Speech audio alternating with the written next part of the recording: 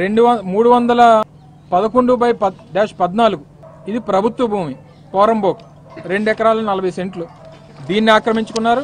అలాగే 310లో 5 ఇది ఒక 2 ఎకరాలు ఇది వాగు అని చెప్పి FMBలో 1Bలో కూడా మెన్షన్ చేసి ఉంది. దీన్ని ఆక్రమించుకున్నారు.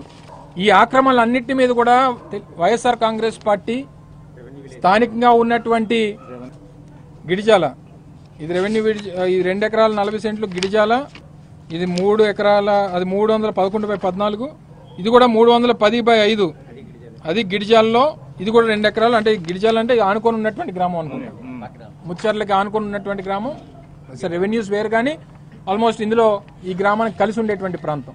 సో ఈ ప్రాంతంలో ఉన్నటువంటి ల్యాండ్స్ ని ఆక్యుపై చేసుకొని ఇక్కడ క్లబ్బులు కట్టి ప్యాకాడ్ హబ్బులు నడుపుతూ రాత్రి నుంచి తెల్లవారుజామున వరకు కోట్లు ఆర్జిస్తూ ఇందులో ఎవరెవరికి ఎంతెంత వాటా ఇస్తా ఉన్నారు, ఇందులో ఎవరెవరు పాత్రలు ఉన్నాయి, దీని మీద స్పందించాల్సినటువంటి బాధ్యత ప్రభుత్వం మీద ఉంది. నీతి కబుర్లు చెప్పడం మానేసి ఈ రోజే మీరు చూసుంటారు. ఈ రోజే ఇది సాక్షిలో వచ్చినటువంటిది కాదు, తెలుగుదేశం పార్టీకి చెందినటువంటి గెజిట్ పేపరు ఈనాడు పేపర్లో వచ్చినటువంటి ఆర్టికల్.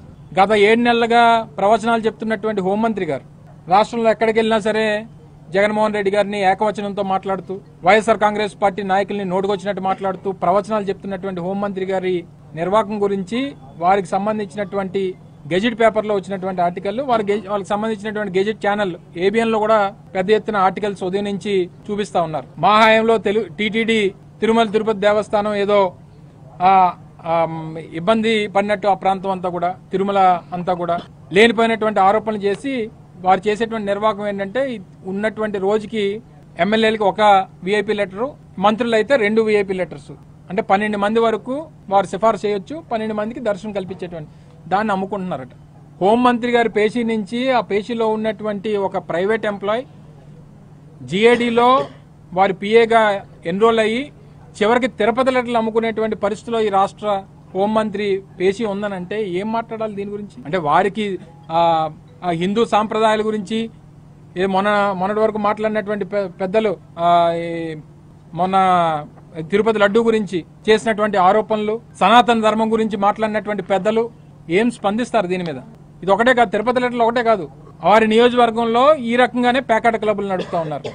వారి నియోజకవర్గంలో ప్రజల దగ్గర నుంచి ట్యాక్సులు కలెక్ట్ చేస్తున్నారు. ట్యాక్సులు అంటే మన గవర్నమెంట్ ట్యాక్సులు కాదు, శాసనసభ్యులుగా మంత్రులుగా పనిచేసి ఆయా నియోజకవర్గాల్లో ఉన్నటువంటి వ్యాపారస్తుల దగ్గర నెలవారీ మామూలు వసూలు చేసుకునేటువంటి దుస్థితికి మంత్రులు ఉన్నారంటే ఏం చెప్పమంటారు దీని గురించి?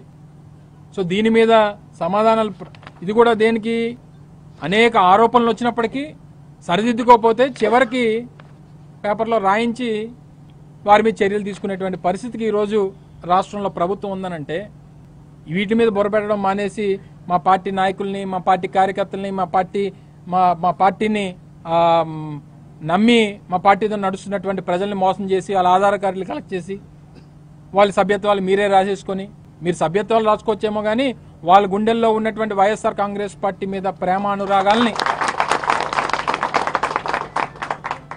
వారు నమ్మినటువంటి వైఎస్ఆర్ కాంగ్రెస్ పార్టీ సిద్ధాంతాన్ని జగన్మోహన్ రెడ్డి గారి నాయకత్వాన్ని వారికి జగన్మోహన్ రెడ్డి గారి మీద వైఎస్ఆర్ కాంగ్రెస్ పార్టీ మీద ఉన్నటువంటి ప్రేమానురాగాల్ని మీరు లాక్కోలేరు అనేటువంటి విషయాన్ని సందర్భంగా తెలియజేస్తా ఉన్నా.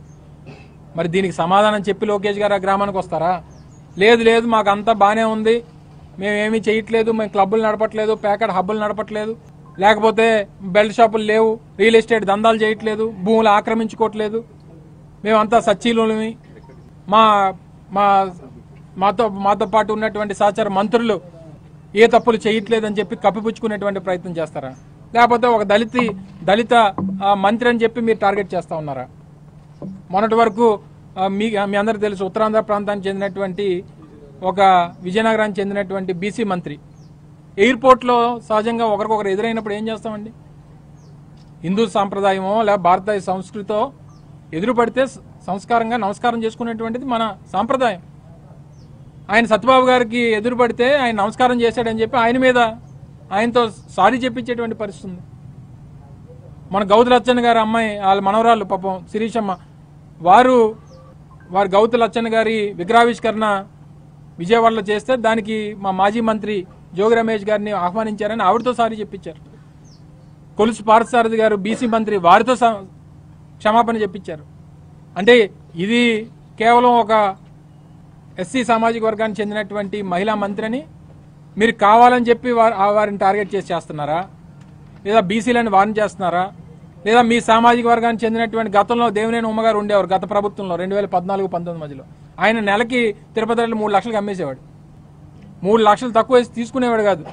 ఆయన మంత్రిగా ఉన్నాడు, ఇరిగేషన్ శాఖ మంత్రిగా 5 సంవత్సరాలు, నెలకు 3 లక్షలు కేవలం తిరుపతి రెట్లు అమ్ముకోవడానికి.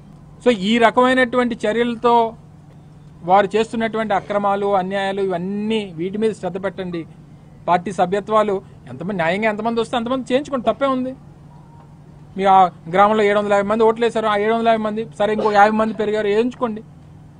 లేనిపోయినటువంటి తప్పుడు ప్రచారం చేసి ఏదో గొప్పగా దాన్ని చూపించుకునేటువంటి ప్రయత్నం మానుకుంటే మంచిది అనేటువంటి విషయాన్ని మరొకసారి మీ ద్వారా తెలుగుదేశం పార్టీకి, వారి పార్టీ నాయకులకి, వారి ప్రజాప్రతినిధులకి, ఆ పార్టీని ఇప్పుడు నడిపిస్తున్నటువంటి సకల శాఖ మంత్రి లోకేష్ గారికి, వీరందరూ కూడా కలిసి నిర్ణయం తీసుకొని మరి రేపు వచ్చి ఏం మాట్లాడతారో, రేపు వస్తారో లేదో, ఏం చెప్తారో అనేటువంటి వేచి చూద్దాం. ఏదేమైనప్పటికీ భీమిలి నియోజకవర్గానికి సరే మొన్న మా ఇన్ఛార్జ్ గారు పార్టీ రాజీనామా చేసి వెళ్ళిపోయి ఉండొచ్చు, కానీ త్వరలోనే కొత్త సమన్వయకర్తను కూడా గౌరవ పార్టీ అధ్యక్షులు జగన్మోహన్ రెడ్డి గారు నిర్ణయిస్తారు. సరే పండగ ముందా తర్వాత అనేటువంటిది వారు త్వరలో నిర్ణయం తీసుకుంటారు.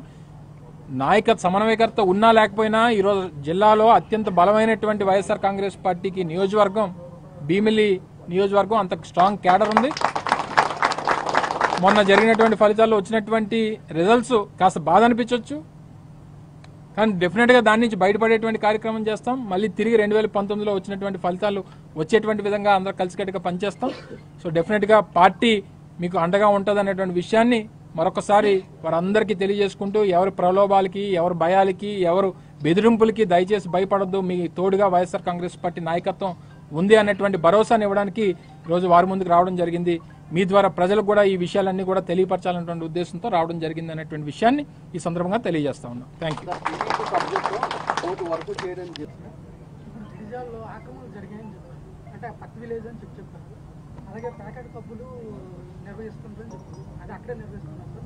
ఇప్పుడు నేను ఏదైతే 2 సర్వే నెంబర్లు చెప్పానో ఆ 2 సర్వే నెంబర్లు కలిపి అక్కడ ఏదో బిల్డింగ్ కట్టారు. నేను కూడా యాక్చువల్గా అయితే నేను విజిట్ చేయలేదు, కానీ నాకు ఉన్నటువంటి సమాచారం మేరకు అక్కడ క్లబ్ ఏదో నిర్మించారు.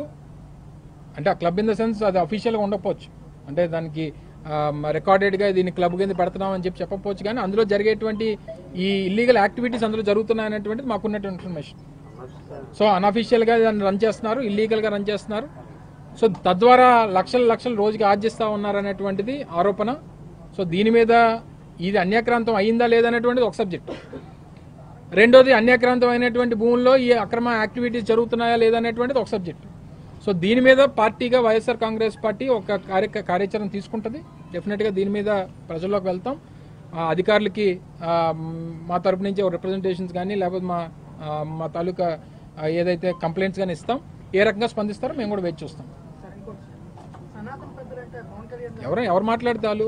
మొన్న లడ్డూ గురించి మాట్లాడినప్పుడు లడ్డూ విషయంలో వైఎస్ఆర్ కాంగ్రెస్ పార్టీ మీద ఆరోపణలు చేసినటువంటి దాంట్లో ఎవరైతే మాట్లాడారో, మా మీద ఎవరైతే ఆరోపణలు చేశారో, మరి ఈరోజు తిరుపతి లెటర్లో స్వయంగా ఒక మంత్రి పేచీ నుంచి అమ్మేస్తా ఉన్నారనేటువంటి ఆరోపణ వచ్చినప్పుడు ఇది ఎంతవరకు సమంజసం అనేటువంటిది సమాధానం చెప్పాలి. అది వారి సహచార మంత్రి అయ్యి ఉండదు. ఎందుకంటే ఆయనే మాట్లాడుతూ హోంమంత్రి సరిగ్గా పనిచేయట్లేదు, అవసరమైతే హోంమంత్రి శాఖ నేనన్నా తీసుకుంటానన్నమాట ఆయనే కదా చెప్పారు. అంటే దీనికి ఇంటర్ కనెక్టెడ్ అవేమైనా ఉన్నాయా? లేకపోతే త్వరలో జరిగేటువంటి ఎప్పుడైనా మంత్రివర్గ విస్తరణ జరిగితే ఆ మార్పులు చేర్పులు ఏమైనా ఉంటాయా? సో ఇవన్నీ కూడా నేనేమంటానంటే, ఆ రోజు లడ్డూ విషయంలో మా మీద ఆరోపణలు చేసినప్పుడు ప్రభుత్వాన్ని కొమ్ము కాయడానికి మాట్లాడినటువంటి సోకాల్డ్ పెద్దలు ఏవైతే విషయాలు మాట్లాడినటువంటి వారందరూ కూడా ఈరోజు ఇప్పుడు జరుగుతున్నటువంటి పరిణామాలకి బాధ్యతలు, రెండోది సమాధానం చెప్పాలనేటువంటిది ప్రజలు అడుగుతా ఉన్నారు. మేం కాదు, పార్టీగా ప్రతిపక్షంగా బాధ్యత, మాతో పాటు ప్రజలకు కూడా సమాధానం చెప్పాలి. లడ్డూ మీద ఎంత పెద్ద ఎత్తున దేశవ్యాప్తంగా ఆరోపణలు చేసి వాళ్ళ అబాస్పాలు అయిపోయారో మనం చూసాం. మరి ఈ రోజు స్వయంగా ప్రభుత్వంలో ఉన్నటువంటి వారు ఈ రకమైనటువంటి కార్యక్రమాలు చేసినప్పుడు ఏ రకంగా సమాధానం చెప్తారో వేచి చూద్దాం.